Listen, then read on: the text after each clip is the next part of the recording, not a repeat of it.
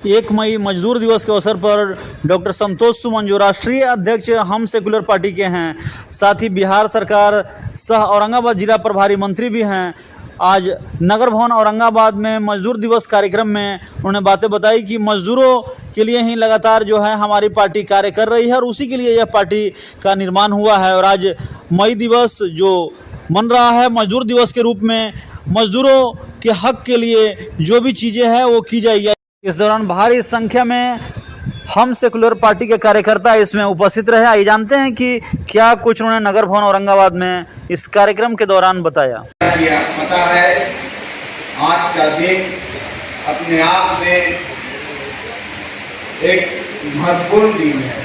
महत्वपूर्ण इसलिए कि हम उनके याद में, उनकी प्रतिष्ठा में एक आज का दिन मनाते हैं। पूरे विश्व में जैसा कि पता है अंतर्राष्ट्रीय मजदूर दिवस जिसको कहा जाता है।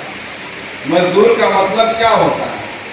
मजदूर का मतलब होता है जो रात दिन अपना खून पसीना बहा करके मेहनत करते हैं, तब जाकर के अपने समाज का, अपने परिवार का, अपने देश का और दुनिया का पेट भरने के काम करते हैं।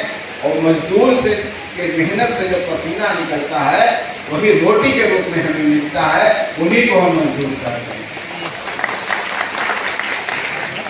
जॉन लॉक एक बड़े फिलोसोफर थे, उन्होंने कहा था all wealth is product of labour.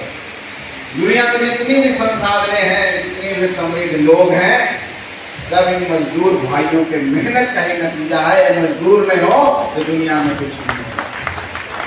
उद्योगों में हम पिसते हैं, खेतों में हम खटते हैं, हर जगह किसी तरह भी। राजनीतिक में अगर कहें तो हमारे जो कार्यकर्ता होते हैं वो मजदूर भाई होते हैं, हमारे गरीब भाई होते हैं।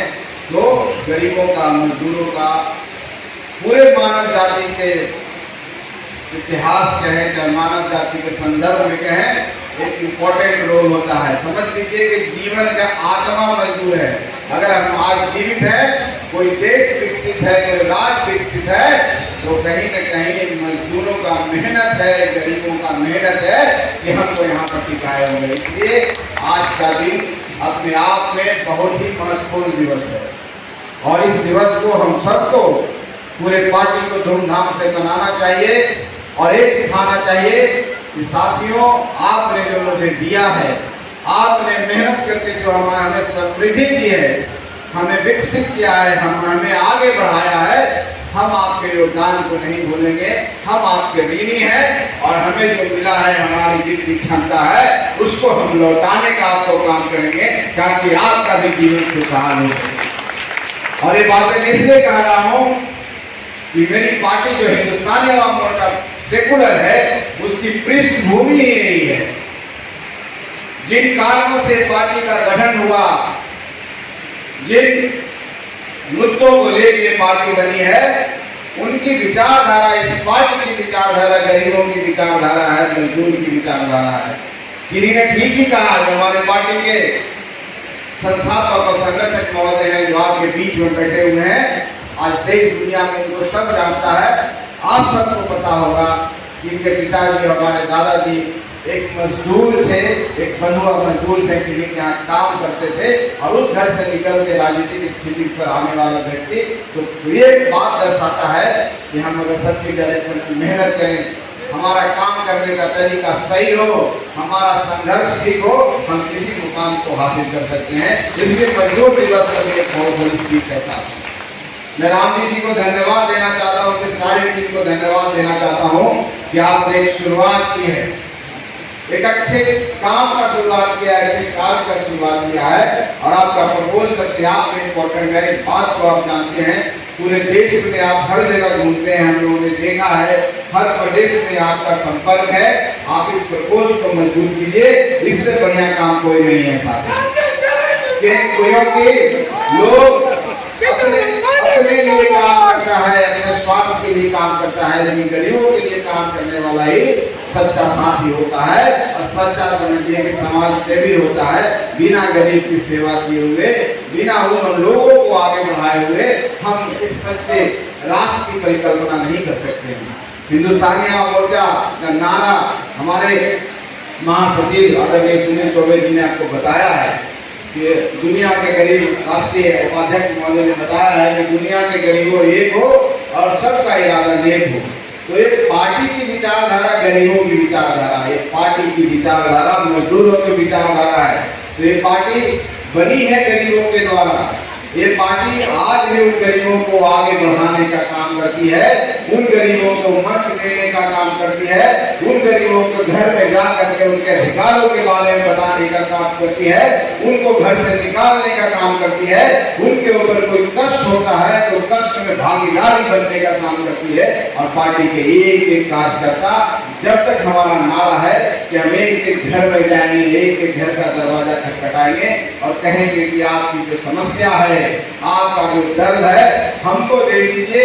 और जिस दिन ये दर्द जब तक अंतिम व्यक्ति तक नहीं खत्म होगा, हिंदुस्तानी आवाम मोर्चा सेक्युलर का काम निरंतर जारी रहेगा। साथियों, तो ये जो मंच है, हम लोग कहीं भी आप देखिए कि सरवन भुइयां जी के बारे में बोल रहे थे, अजय भुइयां जी भी बोल रहे थे। तो सरवन भुइयां जी पिछली बार कोलकाता से चुनाव लड़े हैं, आप सबको पता है। एक गरीब का बेटा है, एक मजदूर के बेटा है। जब इनको टिकट मिला तो इनके पास चप्पल भी नहीं था साथ में। तो हिंदुस्तानी आवाम मोर्चा सेक्युलर की परिकल्पना है कि समाज के उस तबके से जो सबसे पीछे बैठा हुआ है, अंतिम पंक्तियों में बैठा हुआ है, जो अपनी दर्द को बयान नहीं कर सकता है, उसको आगे लाके हम मंच दें, ताकि मंच पर इतनी जोर से गर्जना करे, उसकी गर्जना की आवाज पूरी दुनिया में, पूरे राष्ट्रीय स्तर पर सुनाई दे।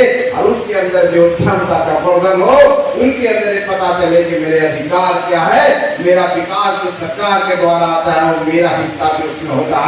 हम भी एक वोट देते हैं, हमको भी समान अधिकार है, हमको भी राजनीति में वही भागीदारी चाहिए जो औरों को चाहता है। यही हिंदुस्तानी आवाम मोर्चा सेक्युलर का मोटो है, जो गरीब से है, जो मजदूर से है। और हम लोग इसको आगे बढ़ाने के लिए तब तक हिम्मत नहीं हारेंगे, तब तक मेहनत करते रहेंगे, जब तक एक गरीब मजदूर सशक्त नहीं हो जाए, मजबूत नहीं हो जाए, अपने अधिकारों के बारे में नहीं जाने।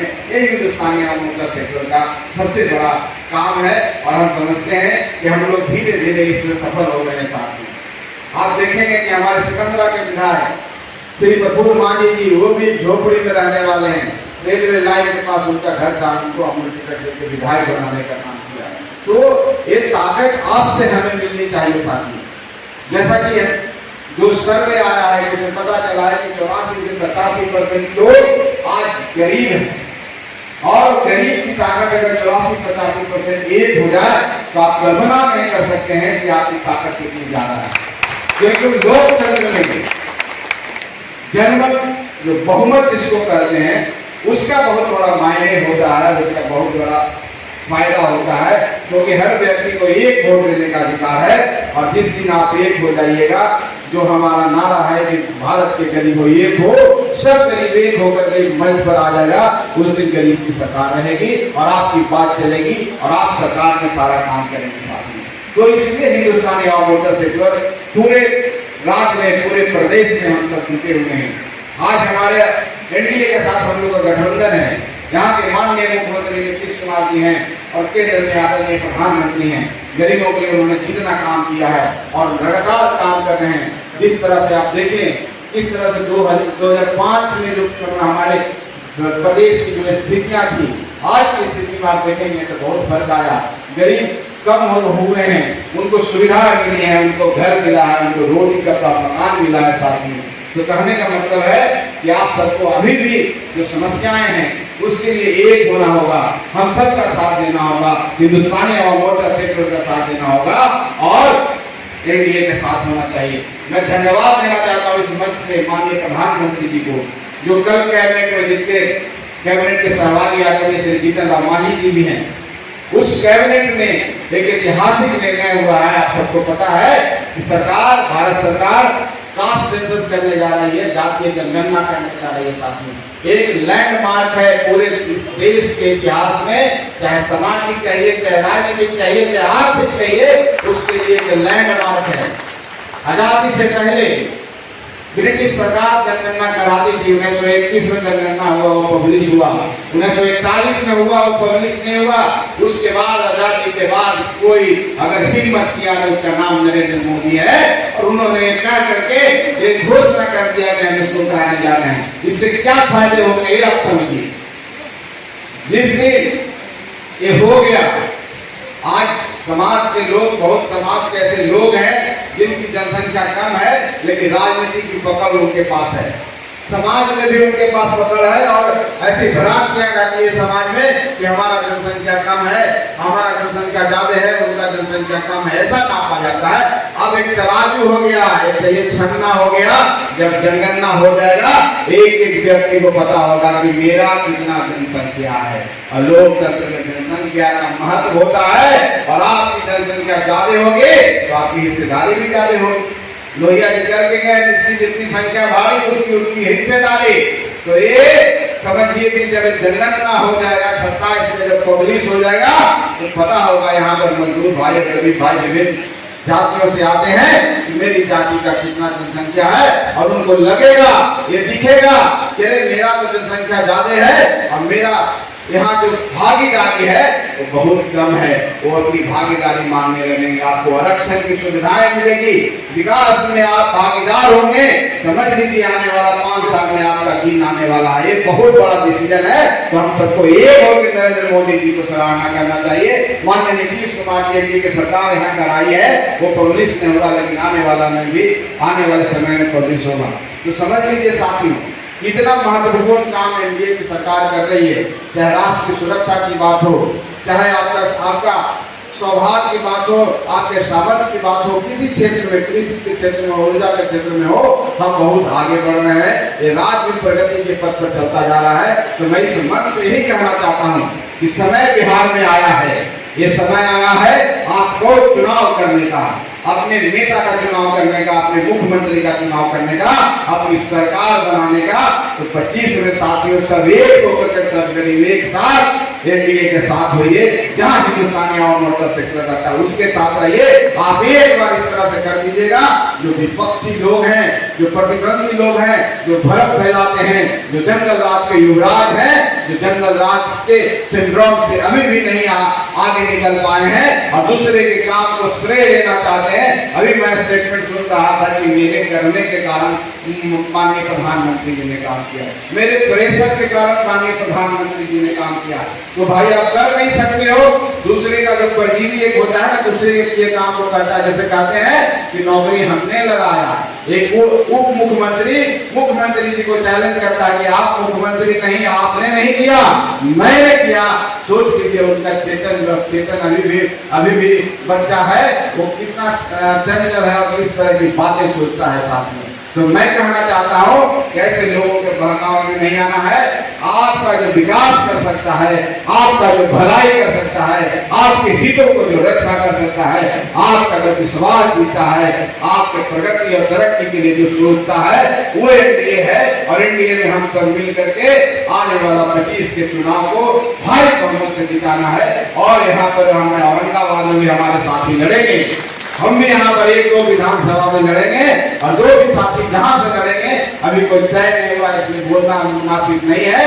लेकिन आप सबसे मैं ही विनती करने आया हूँ, औरंगाबाद के जितने भी हमारे साथी हैं, हमारे जितने भी कार्यकर्ता हैं, जितने भी नेता हैं, जितने भी यहाँ मजदूर भाई हैं, सभी को करके हमको और एनडीए को जिताने का काम कीजिए। और औरंगाबाद से प्रतिद्वंदी जो हमारे यहाँ उसको 0 होना चाहिए इस बार साथियों, इस बार 0 होना चाहिए। उलट कीजिए, तभी जाके आपका विकास होगा, नहीं तो आपका भला नहीं होगा। आप देख लीजिए कि यहाँ पर आपके प्रतिनिधि नहीं है। मैं इस जिले का प्रभारी मंत्री हूँ, लेकिन आपका कोई प्रतिनिधि नहीं है, इसलिए आपको प्रतिनिधि चाहिए। हम का प्रतिनिधि और एनडीए का प्रतिनिधि चाहिए।